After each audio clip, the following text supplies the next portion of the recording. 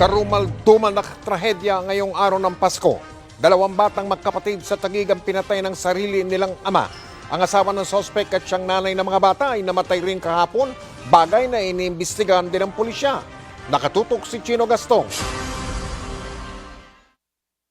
Ano nga ba ang nagtulak sa 29 anyos na padre de pamilya para ibigti ang dalawang anak sa araw mismo ng Pasko?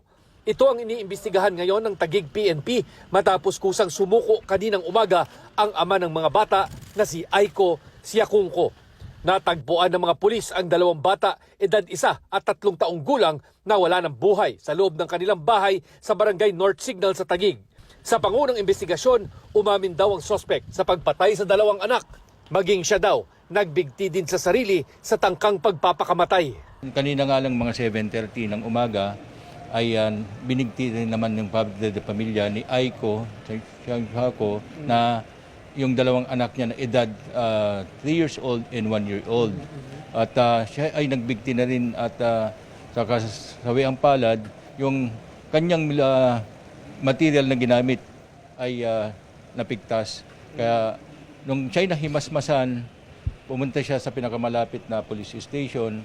Hindi nagbigay ng pahayag sa media ang sospek na nahaharap sa reklamong parricide. Pero ayon sa mga pulis, sinabi ng sospek na nagawa niya ang pagpatay sa sariling mga anak dala ng matinding depresyon. Bukod sa nawala ng trabaho ang sospek, may naunang trahedyang sinapit ang pamilya. A 24 ng Disyembre, bisperas ng Pasko kahapon, nagbigti umano ang 28 anyos na asawa ng sospek na si Karina, ang tumatayong breadwinner ng kanilang pamilya at empleyado ng isang call center. Pero hindi isinasantabi ng pulisya na baka merong foul play sa pagkamatay ni Karina. We cannot set aside the possibility na baka binigti nga nitong padre de pamilya yung babaeng si Karina, yung asawa niya. Ang pamilya ni Karina, duda rin kung nagpakamatay nga ito. Sabi is suicide, yes. Ba't hindi kami maniwala? So you don't believe? Yes, kasi nung sinabing 3 o'clock nangyari, bakit 6 o'clock pa dinala sa hospital?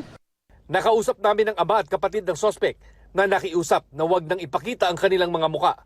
Ayon sa kanila, parating nag-aaway ang mag-asawa at madalas pa umanong saktan ng sospek ang asawa.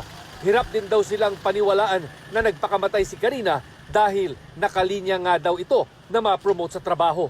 Tagal-tagal na nila nagsasama. Tapos lagi siyang binubugbog din. Ng brother mo? Oo.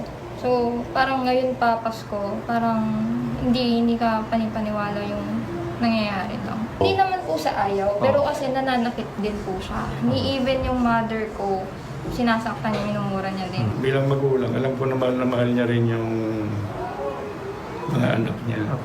Kaya nga po nasa kanyang pangangalaga yung anak niya. Between that, hindi ko na po alam kung anong nangyari nung gabing natutulog siya.